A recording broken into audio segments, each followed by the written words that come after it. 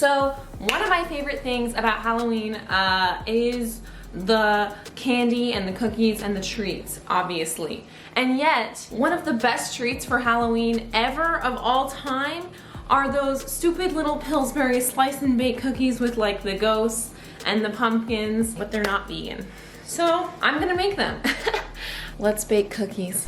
That's great, Rach, but first of all, hello, you forgot to tell people to like and subscribe. You guys should do that.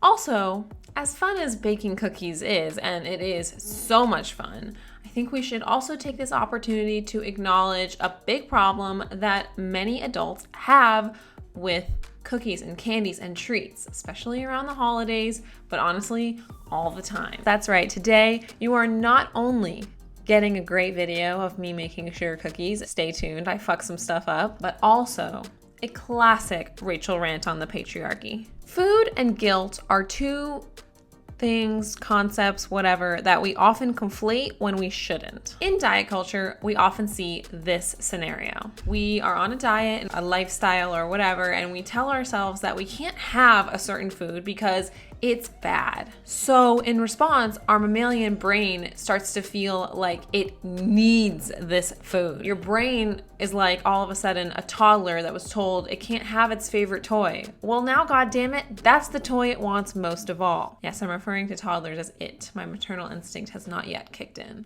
The point is, when you deprive yourself of a desirable food, your body begins to crave it more. In the end, that means that you're probably going to eat this food. However, instead of just enjoying yourself, because of your own self-imposed restriction, you experience feelings of guilt because of your lack of self-control. Let me ask you this though.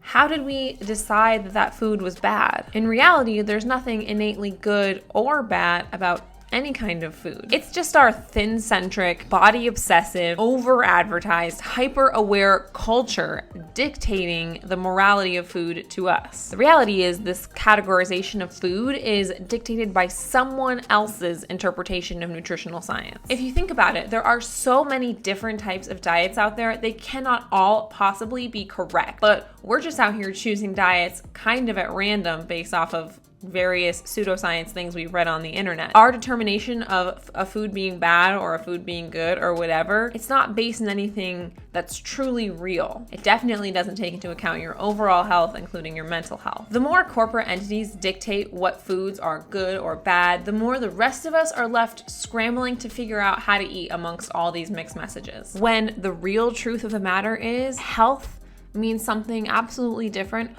for everybody. And food, all food, it's just a vehicle to nourish our bodies. Some foods may have more magnesium, less fiber, more fat, less protein, but none of these qualities makes a food good or bad. You cannot assign morality to an inanimate object. These labels that we found on certain foods throughout society, they were put in place by companies who want to shame you into buying their alternative or their solution. Their sugar-free, fat-free, gluten-free, guilt-free cookies, shakes, bars, whatever. This guilt, it's not inherent.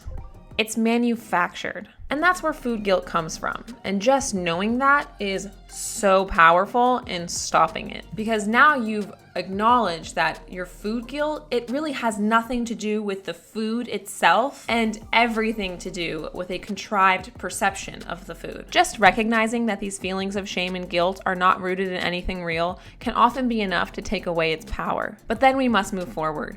When I was recovering from my eating disorder, it was unbelievably difficult to get over these feelings of extreme guilt I had over so many different types of food. But the best way I was able to do it was just to push through it and honor my hunger for whatever I was craving. It's important to eat when your body is telling you that it's hungry, and more importantly, satisfy your cravings honestly. And that comes down to removing judgment from your cravings. If you want a cookie, then eat a fucking cookie. Food exists only to provide nourishment, comfort, joy, and connection. When you do release yourself from the burdens of diet culture, you will feel free to eat all of these foods without those feelings interfering. Like I said, I used to restrict myself a lot, obviously, when I had my eating disorder, and when I finally, truly, honestly decided to give in to all my hunger and cravings, guess what? I was craving a lot of pizza, ice cream, candy, cookies, whatever. All of the foods that typically culturally are deemed as bad. But after, I don't know, months of wanting only these things, all of a sudden, my body was like, you know what sounds really good right now? Like maybe an avocado toast? And then slowly other cravings were entering my life, and now I feel like I live a pretty balanced life. But when I want to make cookies, it ain't a problem, honey. By the way, how did those cookies turn out? So my original plan was to cut out all of those colored, like green top, orange body pumpkins, make a big log of them, and then surround them with the plain white colored cookie dough. But this cookie dough, it just doesn't roll, it's too crumbly, so I wasn't able to get like the consistency of the white dough good enough to roll around the pumpkins. So obviously what I ended up doing was separating the pumpkins from the log as best I could, because I was an idiot and made them before I realized that. And then I just cut out a bunch of pumpkins from the plain cookie dough, and then I tried to make some marbled cookie dough. And I'm officially late to work. So, yeah. Because I no longer let myself give in to food guilt, my cravings are a little more balanced. And yours can be too. It's Halloween, bitch.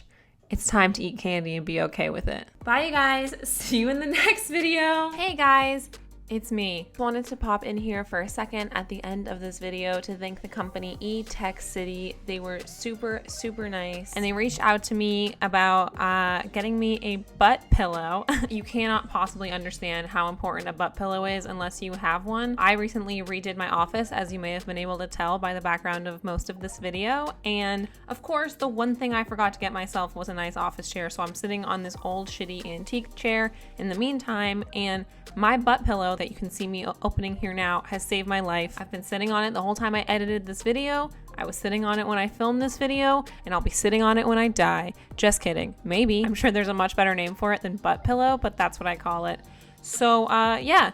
Okay, now the video is really over. Bye!